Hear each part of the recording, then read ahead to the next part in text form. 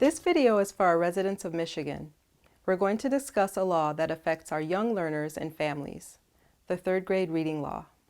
In 2015, this idea was introduced by representatives as House Bill 4822, and it was referred to the Committee on Education. The bill stated that the department would act to help ensure that more pupils will achieve a score of at least proficient in English language arts on the Grade 3 state assessment. This means that the department would, among other things, approve more reliable assessments, have literacy coaches to provide professional development to teachers, and provide individual reading improvement plans for students in kindergarten through third grade who exhibit reading deficiencies at any time. The bill also stated that a third grader enrolled in a school district or public school academy who are rated one full grade level or more behind in reading will not be enrolled in fourth grade until that student demonstrates proficiency in reading.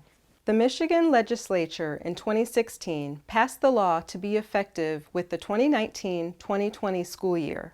So here we are in the 2019-2020 school year. If you're wondering how you and your early elementary learners can be prepared to get on track for reading, the following portion of the video may be helpful. Reading Partners coordinates reading tutoring services in select areas around the United States. I found what I consider to be a great resource on their site. It lists 10 different tips on how to be strategic with getting practice in for reading, and I've chosen a few of them that I'd like to highlight, and I'll share my commentary with each.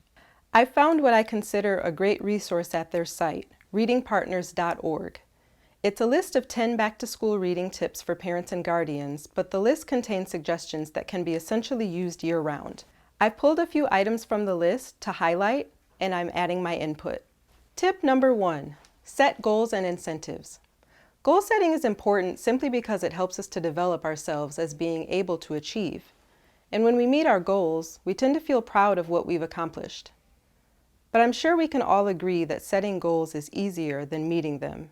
And for that, you may consider using incentives to help meet certain goals.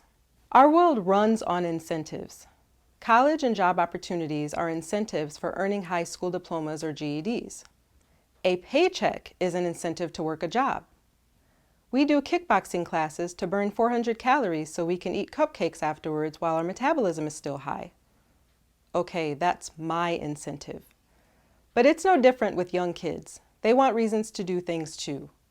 But be careful, because the idea of reading can be used to motivate and demotivate learners. For example, taking trips to the library with your kids on a routine basis can be an exciting reward for doing things well.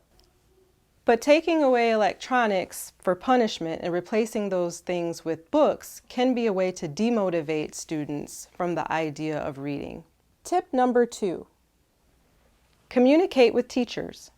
It's always important for parents to stay on top of what their children are learning in school, and it is key to keep open the communication lines with teachers. When it comes to children's literacy, a family can and should work with the school to develop a home reading plan that provides resources and activities to the family. Tip number 3, repetition is key. Overall, it's good to create a culture of learning. Read to your children and let them read to you. A lifestyle of reading should begin right away. Some would say that parents should start reading aloud to their babies when they are still developing in the womb. Research shows that at 6 months, babies can start to recognize that pictures represent objects. And when babies are read to, they positively respond to what they hear and see. To see the broader list of reading strategies I referenced, click on the link at the end of this video.